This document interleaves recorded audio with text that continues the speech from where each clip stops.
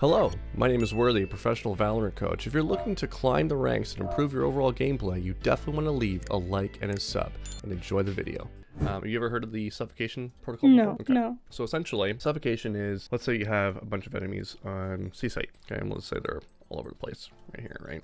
The idea behind Suffocation is to take yourself and control the lanes into the bomb site. So in this particular bomb site, it's 1, 2, and 3 lanes. And the idea behind it is really to get yourself in ideal positions to be able to control and retake sections of the map. Okay, so something like that. And now if you look at it, the play area of the T's that have planted the bomb, they are cut off, right? And they're being attacked from all sides. And when you're doing a suffocation like this, typically what happens is you would attack with the big group first to gain the attention, and then from there, the lurkers, the 2 lurkers, because roles switch once the bomb goes down. Once the bomb goes down, the T's are now the defenders. Okay.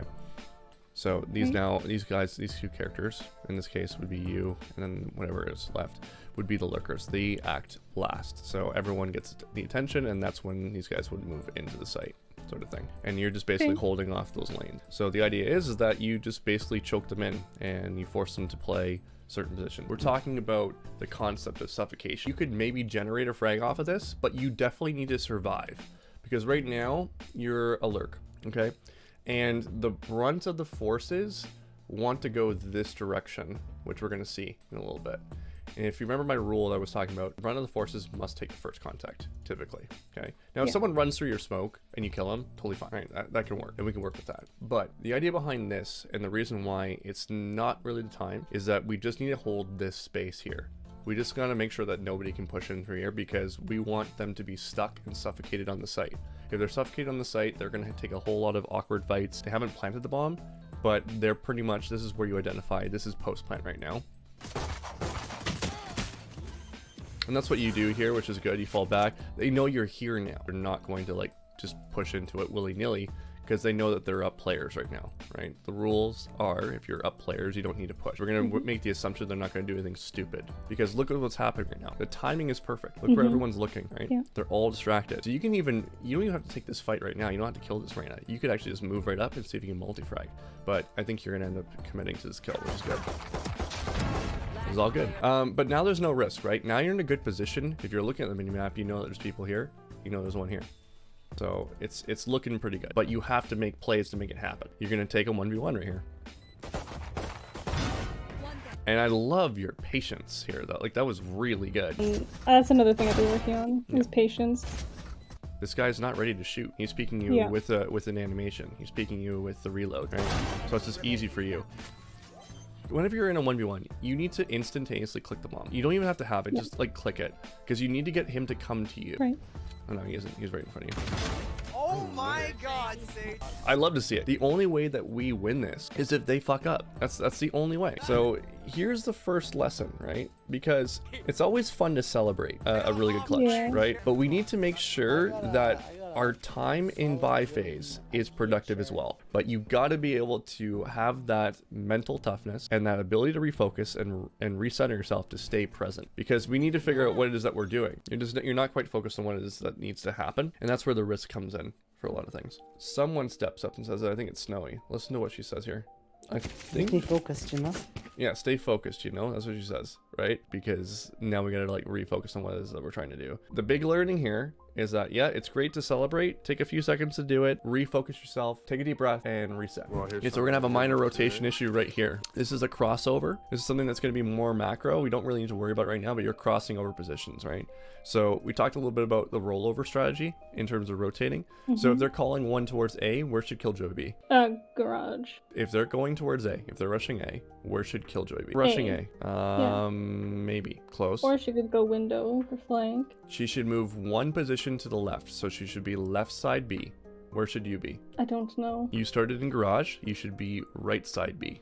So 2 people in B. Taking her place. Yeah, she moves to the left, you move to the left. Where should Phoenix be? Garage?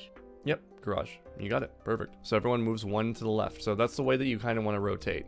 Now, if you were to rotate here, it might naturally push KJ to go over this position because you're playing there. That might actually get her to coax her to move over. But people are at your rank, they're not going to understand this concept because it's gold and silver, right? Just so that you're aware of what's going on, because it's important, right? If everyone's off by a little bit in this big map that they're rotating, it's a game of second, and Killjoy could be there a little bit faster than you, and that could be the difference between scoring a frag and you dying. So we're walking, but we should know that they're most likely going to be at long, for sure, right? There's a chance they could be backside, so we need to clear it properly, but we need to be making a move here because they're going to be playing backside, and we need to click that bomb as soon as we possibly can. So he's playing in garage. This guy's a moron. Okay, we know where the last guy is. Garage, right? Yeah. This should be like an instantaneous. We got to run to the bomb. There's no need to walk here. No need to walk. He knows where you are. No need to walk. No need to walk. No need to walk. Okay, let's time how much time it took for us to finally get that bomb tapped. 1,000, 2, 1,000, 3, 1,000, 4, 1,000, 5, 1,000, 6, 1,000, 7, 1,000. It's basically 7 and 8,000. Again, we need that clicked instantaneously. I love what you do here. I think you pretty much you sit on it for the half. Oh no, you don't. You have to. Yeah. This guy needs to shut up. Exactly. So there is a button where you can mute all, I think, now. That might be a good idea. Anytime you get into a clutch situation where it's like 1v1, just mute all right away. Yeah, it's like anytime someone does this, it's completely unhelpful. You know, No, I should have halved you, right? this was a major failing on his part. All he needed to do was shave off 0.1 second, and that all it basically needed to do was just shoot 3 shots at that point. Yeah, so I would probably just go with Phoenix right now and start flanking, because you're in position for that flank. Whenever you see 3 people going up there, just expect that you're going to lose. Like, it's like this is not a legitimate retake angle. The only way this works is if people just like swing them and peek them. Hard clear left. Nice, good job. I call that spot worthy, by the way. I hate that spot. fucking spot. You're clearing things so well here, and this is good. Like, you're just making moves on the site, which is great. There could be someone behind you, but it doesn't matter. Like, you just clear out, get that free kill. Get on it. Get on bomb. I had someone yelling at my ear for a heal. Fuck them. This is priority. Get that fucking ult out as soon as possible. Get on that bomb. This is so clutch. This is so clutch by you. So clutch. Love that. I do that all the time. Whenever Brim has ult or Sova, I always usually get a half, especially if it's like a 3v1 or 4v1. This furthers my point too about KDA being overrated, because you're gonna end up dying to the bomb and you're gonna stack deaths, right? But you've won so many rounds for the team. It's like, okay, so my KDA is this, but I have like 6 round wins to my name because they're all long at this point. Okay, it's a 3v3. We just need to chill. Don't need to go for this. Really awkward.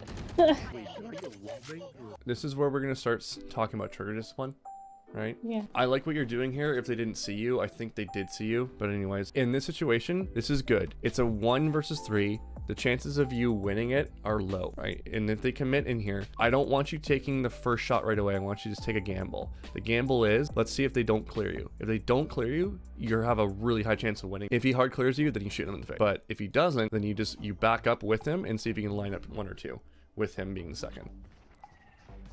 See, don't shoot that first guy. Do not shoot that first guy, because now they know exactly where you are. So that was where the trigger discipline comes in. So now when you swing out, they're both looking right at you. Had you not shot that guy and swung out, they might not have been ready for this. And now there's a lot of pressure on you to be able to hit those shots, because now you're shooting at 2 people looking at you. Right?